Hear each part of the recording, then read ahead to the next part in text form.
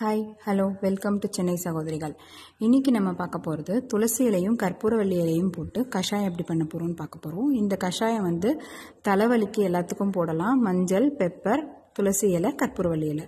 ஒரு பாத்திரத்தில் தண்ணி வச்சுக்கோங்க. ஒரு கிளாஸ் தண்ணி வச்சுருக்கேன் நான், ஒரு ஆளுக்கு குடிக்கிற மாதிரி. அதில் இந்த 4 பொருளையும் போட்டுட்டு எல்லாத்தையும் போட்டு நல்லா சுண்ட சுண்ட கொதிக்க விடுங்க. இந்த கஷாயம் எதுக்கெல்லாம் குடிக்கிறோம்னா, நம்மளுக்கு தொண்டை கரகரப்பாக இருந்தாலும், இல்லை ஒரு மாதிரி தொண்டை குத்திக்கிட்டே இருக்கும், இல்லைன்னா ட்ரை காஃபாகவே இருக்கும், இல்லை கோல்டு இருக்கா, அச்சு தும்பிக்கிட்டே இருக்கா, எதனா இருந்துச்சுன்னா இந்த கஷாயம் குடிச்சிங்கன்னா உங்களுக்கு சரியாயிடும்.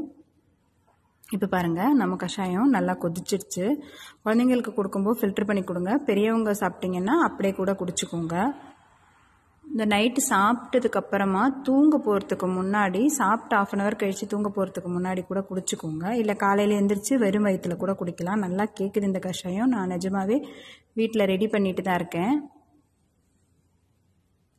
இந்த பாருங்கள், நம்ம கஷாயம் ரெடி ஆயிடுச்சு. கஷாயம் ட்ரை பண்ணுங்கள். ட்ரை பண்ணிவிட்டு கமெண்ட் பண்ணுங்கள். கமெண்ட் பண்ணி ஷேர் பண்ணுங்கள். இது வரைக்கும் நம்ம சேனலை சப்ஸ்கிரைப் பண்ணாதவங்க சப்ஸ்கிரைப் பண்ணுங்கள். தேங்க்யூ.